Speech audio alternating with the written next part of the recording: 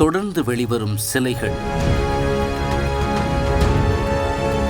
தலை கைகள் இல்லாத சிலைகளும் கரை ஒதுங்குகின்றன. என்னதான் நடக்கிறது திருச்செந்தூர் கடற்கரையில்?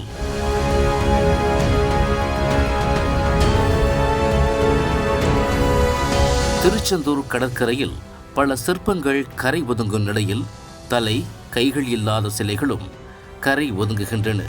இது அவ்வப்போது நடப்பதால் செந்தில்நாதன் அரசாங்கத்தில் என்னதான் நடக்கிறது என்ற கேள்வி எழுகிறது. முருகனின் அறுபடை வீடுகளில் இரண்டாம் படை வீடான திருச்செந்தூர் சுப்பிரமணிய சுவாமி கோவிலுக்கு நாள்தோறும் ஏராளமான பக்தர்கள் வருகை தருகின்றனர். கோவிலுக்கு வருகை தரும் பக்தர்கள் கோவில் முன்பு உள்ள கடற்கரையில் குடும்பத்துடன் புனித நீராடி சுவாமி தரிசனம் செய்வதை வழக்கமாக கொண்டுள்ளனர். இந்நிலையில் கடந்த ஒரு மாதத்திற்கும் மேலாக கடலின் சீற்றம் அதிகரித்து காணப்படுவதால் கடற்கரையில் சுமார் 50 அடிக்கு கடல் அரிப்பு ஏற்பட்டுள்ளது.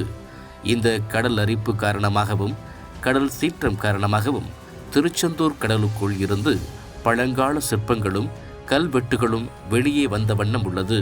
கடந்த ஒரு மாதத்திற்கும் மேலாக 20க்கும் மேற்பட்ட சிலைகளும் 4 கல்வெட்டுகளும் வெளியே வந்திருக்கின்றன. அதிலும் குறிப்பாக கடந்த 2 நாட்களுக்கு முன்பு ஆண்டி கோலத்தில் நிற்கும் பழனிமலை முருகன் சிலை திருச்செந்தூர் கடற்கரையை நோக்கி நின்று கொண்டிருந்தது. இதை பார்த்து மெய் சிலிர்த்து போன பக்தர்கள் தங்களையும் மறந்து கையெடுத்து கும்பிட்டு வணங்கி சென்றனர். இந்நிலையில்தான் தற்போது ஒரு கல் சிற்பம் சேதமடைந்த நிலையில் கடற்கரை ஓரத்தில் ஒதுங்கி காணப்படுகிறது. 3 அடி உயரம் கொண்ட அந்த சிலையில் தலை மற்றும் 2 கைகளும் இல்லை. கழுத்தில் பெரிய மாலை அணிந்தபடி அந்த சிற்பம் உள்ளது. இதே போல அதன் அருகே தட்சிணாமூர்த்தி சிலை போல ஒரு சிலையும் இதனுடன் சேர்ந்து ஒரு நாக சிலையும் காணப்படுகிறது. தொடர்ந்து கடற்கரையில் கிடைக்கும் இதுபோன்ற பொக்கிஷமான சிலைகளை பாதுகாக்க நடவடிக்கை எடுக்க வேண்டும் என பக்தர்கள் கோரிக்கை விடுத்து வருகின்றனர். இது ஒரு பக்கம் இருக்க, சில அமானுஷ்யங்களால் தான் கடற்கரையில் மண்ணரிப்பு ஏற்படுவதாகவும் சிலைகள் வெளியே தெரிந்து மாயமாகி வருவதாகவும் சிலர் பொய்யான தகவல்களை பரப்பி வருவதாக ஆன்மீகவாதிகள் கூறியிருக்கின்றனர்.